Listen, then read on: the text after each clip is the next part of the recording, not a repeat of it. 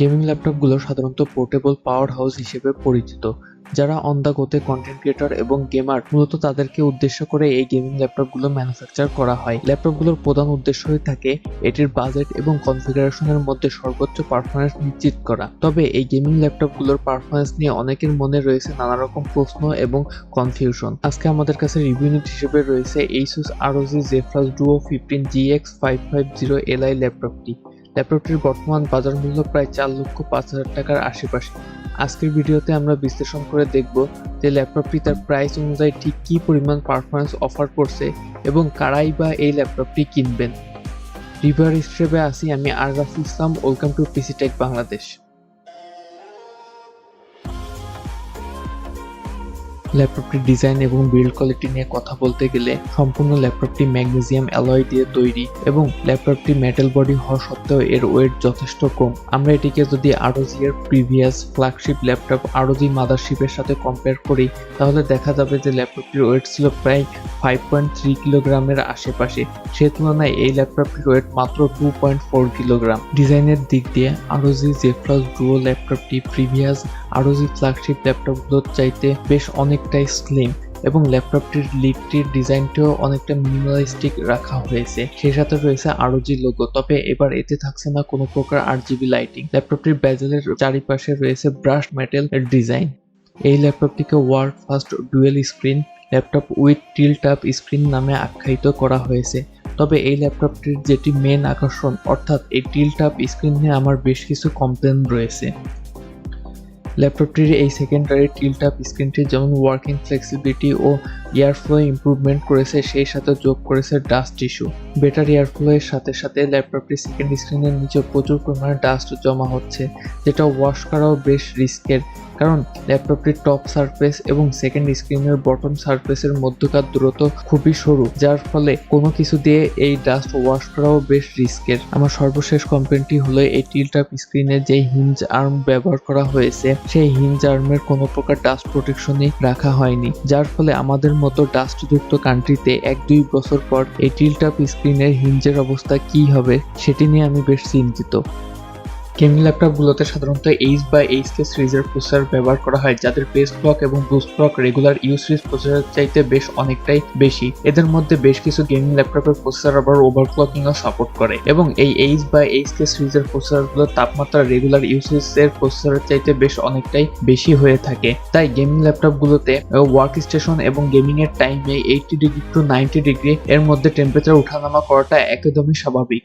ROG Zephyrus Duo 15 ল্যাপটপটিতে processor হিসেবে ব্যবহার করা হয়েছে ইন্টেলের Comet Lake আর্কিটেকচারের 14 ন্যানোমিটার প্রসেসর তৈরি 10 জেন ইন্টেল Core i9-10980 প্রসেসরটি। প্রসেসরটিতে রয়েছে 8টি কোর এবং 16টি থ্রেড। প্রসেসরটির বেস ফ্রিকোয়েন্সি 2.4 GHz এবং ম্যাক্সিমাম টার্বো ফ্রিকোয়েন্সি 5.3 GHz পর্যন্ত। প্রসেসরটির ক্যাশ মেমোরি 16 MB এবং প্রসেসরটি TDP অর্থাৎ থার্মাল ডিজাইন পাওয়ার 45 ওয়াট এবং কনফিগারেবল TDP আপ টু 65 ওয়াট পর্যন্ত। আবার থার্মাল ভেলোসিটি মোড ওপেন করে এর TDP সর্বোচ্চ 145 ওয়াট পর্যন্ত কনফিগার করা যায়। এবার আসি CPU বেঞ্চমার্ক সেকশনে। ইন্টেল Core i9-10980 প্রসেসরটিকে আমরা দুটি ভিন্ন TDP-তে বেঞ্চমার্ক করেছি। একটা হলো ল্যাপটপের ডিফল্ট টার্বো বুস্ট ফ্রিকোয়েন্সি অর্থাৎ 65 ওয়াট এবং অন্যটি ইন্টেল টিউরিং ইউটিলিটি ব্যবহার করে থার্মাল ভেলোসিটি বুস্ট ইনেবল করে 145 ওয়াটে বেঞ্চমার্ক করেছি। Cinebench R23 CPU টেস্টে ইন্টেল Core i9-10980 প্রসেসরটি ডিফল্ট TDP অর্থাৎ 65 ওয়াটে মাল্টি কোরে সর্বোচ্চ স্কোর করেছে 9808 পয়েন্ট এবং সিঙ্গেল কোরে সর্বোচ্চ স্কোর করেছে 1217 পয়েন্ট এবং থার্মাল ভেলোসিটি বুস্ট ইনেবল করেও 145 ওয়াটে মাল্টি করে সর্বোচ্চ স্কোর করেছে 10234 পয়েন্ট এবং সিঙ্গেল করে সর্বোচ্চ স্কোর করেছে 1277 পয়েন্ট। এবার কথা বলা যাক ইন্টেল Core i9-10980 প্রসেসরটির থার্মাল পারফরম্যান্স নিয়ে। থার্মাল পারফরম্যান্সের টেস্টের জন্য আমরা ADR64 এক্সট্রিম টেস্ট চালাই। টানা 25 মিনিট স্ট্রেস করার পর সিপিইউটির ম্যাক্স টেম্প ছিল 96 ডিগ্রি এবং এভারেজ টেম্পারেচার ছিল 76 ডিগ্রি এর কাছাকাছি এবং সিপিইউ থ্রটল ছিল ম্যাক্সিমাম 23% এর মতো। ল্যাপটপটির এত হাই টেম্পারেচার এবং থ্রটল ইস্যু দেখে অনেকে হয়তো বলবেন যে এই ল্যাপটপটির ম্যানুফ্যাকচারিং ফল্ট আছে, এটির কুলিং সিস্টেম অত একটি ভালো না, কিন্তু না, এটি সম্পূর্ণ একটি ভুল ধারণা। কারণ এই থ্রটল ইস্যু ল্যাপটপ টেকনোলজির একটি লিমিটেশন। ল্যাপটপগুলো সাধারণত স্লিম ফর্ম ফ্যাক্টরের হয়ে থাকে, যার ফলে কুলিং সিস্টেমেও বেশ কম্প্যাক্ট হয়ে থাকে। সর্বোচ্চ এটির ফ্যানের আরপিএম বাড়িয়ে এর কুলিং সিস্টেম কিছুটা ইমপ্রুভমেন্ট করার চেষ্টা করা যেতে পারে। তবে এন্ট্রি লেভেল থেকে শুরু করে ম্যাক্স লেভেলের যত ল্যাপটপগুলো আছে সবগুলো ল্যাপটপেরই ম্যাক্স ফ্যান আরপিএম 5000 থেকে শুরু করে 7000 এর মধ্যে। তাই আপনি 1 লক্ষ, 5 লক্ষ বা 10 লক্ষ যত টাকা দিয়ে ল্যাপটপ কিনেন না কেন, প্রতিটি ল্যাপটপেই এই ইস্যুটি দেখতে পাবেন। এটি একটি ল্যাপটপ টেকনোলজির একটি সাধারণ ইস্যু হিসেবেই দেখা হয়।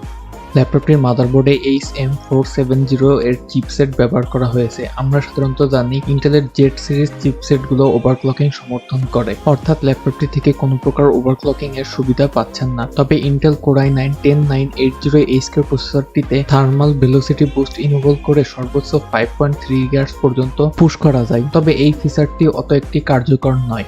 ল্যাপটপটির ডিফল্ট টিডিপি অর্থাৎ 45 ওয়াটে ইন্টেল কোর i9-10980H প্রসেসরটি সর্বোচ্চ 4.9 GHz পর্যন্ত উঠতে পারে এবং কনফিগারেবল টিডিপি অর্থাৎ 65 ওয়াটে প্রসেসরটি সর্বোচ্চ 5.02 GHz পর্যন্ত পুশ করা যায়। কিন্তু আপনি যদি ল্যাপটপটির প্রসেসরটিকে 5.3 GHz পর্যন্ত পুশ করতে চান, তাহলে আপনাকে থার্মাল ভেলোসিটি বুস্ট ইনেবল করতে হবে এবং প্রসেসর টিডিপি 145 ওয়াটে সেট করতে হবে। তাহলে আপনি সর্বোচ্চ 5.2 GHz পর্যন্ত ক্লক স্পিড পাবেন, যেটা আবার ল্যাপটপের পক্ষে একটু রিস্কও হয়ে যায়। কারণ 145 ওয়াট টিডিপিতে সেট করার পর ল্যাপটপের টেম্পারেচার এভারেজ 95 to 98 ডিগ্রিতে থাকবে। তাই প্রোডাক্টিভিটি এবং গেমিং এর কাজের জন্য এই ল্যাপটপটির average 5 GHz clock speed more than enough.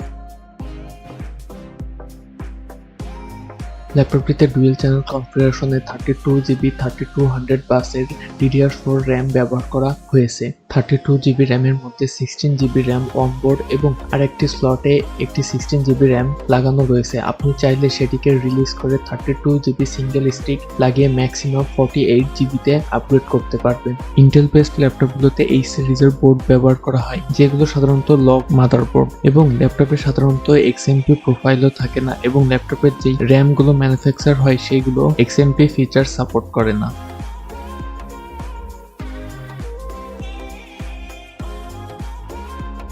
ল্যাপটপটিতে storage drive হিসেবে ব্যবহার করা হয়েছে স্যামসাং 1TB NVMe SSD, যার read write speed 3.5 Gbps by 2.6 Gbps এর আশেপাশে। ল্যাপটপটিতে আরও একটি NVMe স্লটও অ্যাভেলেবল রয়েছে। আপনি চাইলে সর্বোচ্চ 2 TB পর্যন্ত NVMe SSD-তে আপগ্রেড করতে পারবেন। এই ল্যাপটপটিতে আরও একটি গুরুত্বপূর্ণ ফিচার্স রয়েছে, সেটি হলো RAID 0 সাপোর্ট। অনেকের মনে প্রশ্ন আসতে পারে যে এই RAID 0 সাপোর্টটা আবার কি?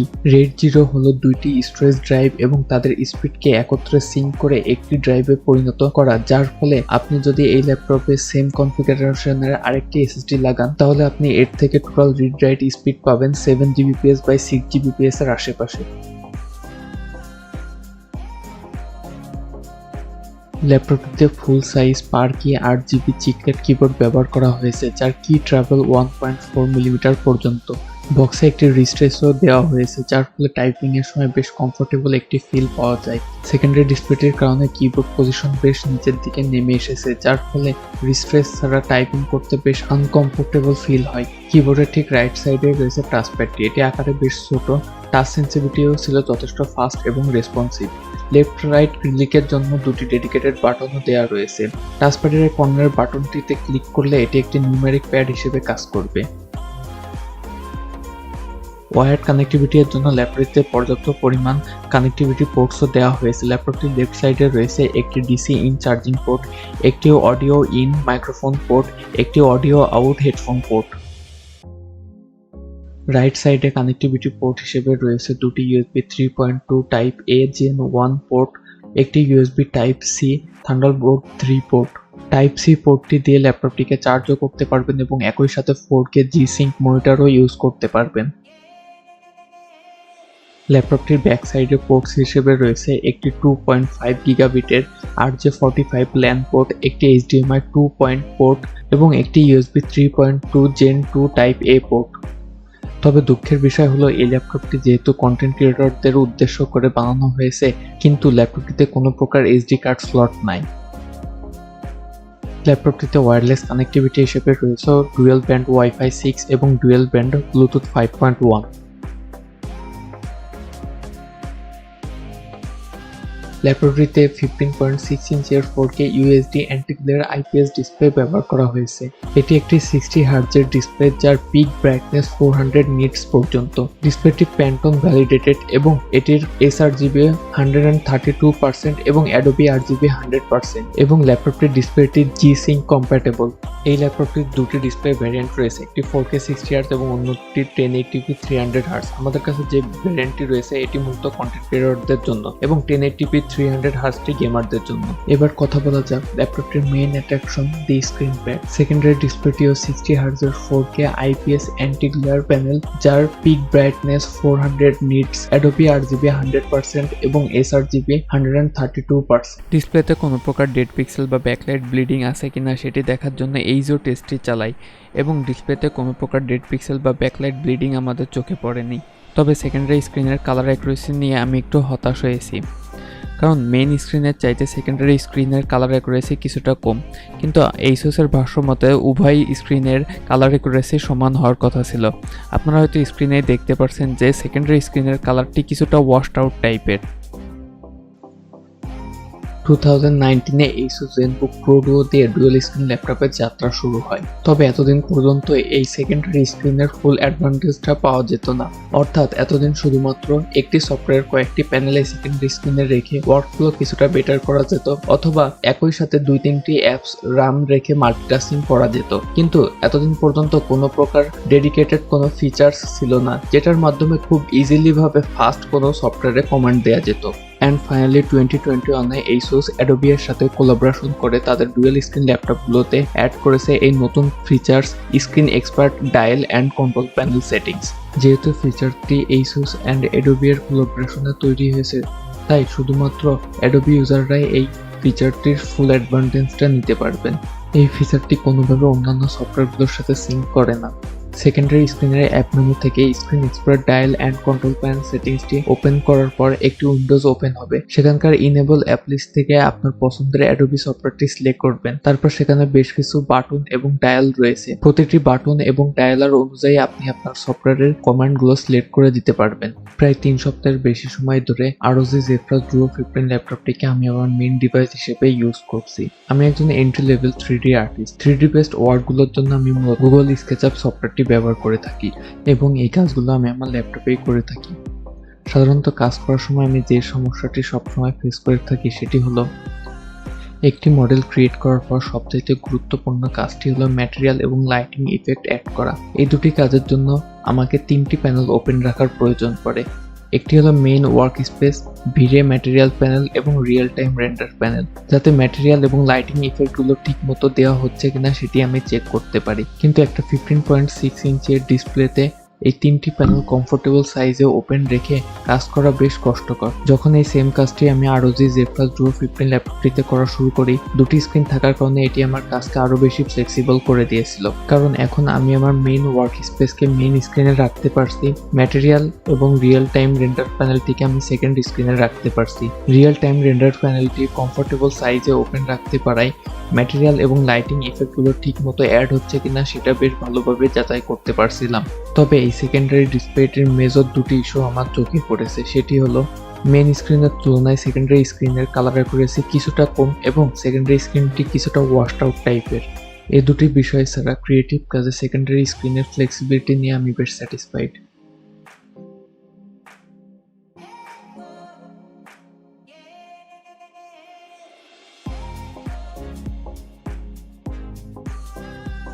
ল্যাপটপটিতে গ্রাফিক্স কার্ড হিসেবে ব্যবহার করা হয়েছে NVIDIA টিউরিং আর্কিটেকচার 12 nm প্রসেসরে তৈরি NVIDIA RTX 2080 Super 8GB GDDR6 graphics কার্ডটি। কার্ডটির বেস ক্লক 975 MHz এবং ম্যাক্সিমাম বুস্ট ক্লক 1.9 GHz পর্যন্ত। RTX 2080 Super Max-Q এর 3টি ভেরিয়েন্ট রয়েছে, 80 ওয়াট, 90 ওয়াট এবং সর্বশেষটি 150 ওয়াটের। এই ল্যাপটপটিতে 150 ওয়াটের RTX 2080 Super Max-Q ভ্যারিয়েন্টটি ব্যবহার করা হয়েছে। কার্ডটিতে 3072টি CUDA কোর, 48টি SM এবং 384টি টেনসর কোর রয়েছে। এবার কথা বলা যাক RTX 2080 Super Max-Q GPUটির গেমিং পারফরম্যান্স নিয়ে। গেমিং পারফরমেন্স নিয়ে কথা বলার আগে একটি বিষয় জানিয়ে রাখি, সেটি হলো যেহেতু ল্যাপটপটির ডিসপ্লেটি 60 হার্টজ, তাই গেমিংয়ের টাইমে আপনাকে অবশ্যই G-Sync ইনেবল করতে হবে, কারণ G-Sync ইনেবল না করে গেমিং করলে প্রচুর স্ক্রিন টিয়ারিং সমস্যা দেখা যাবে। ল্যাপটপটির সর্বোচ্চ গেমিং পারফরমেন্স টেস্টের জন্য আমরা লেটেস্ট গেমগুলো এতে প্লে করে দেখেছি এবং প্রতিটি গেমসেই DirectX 12 ইনেবল করে ম্যাক্সড আউট সেটিংসে ছিল। প্রথমে যে গেমটি টেস্ট করেছি সেটি হলো অ্যাভেঞ্জার্স।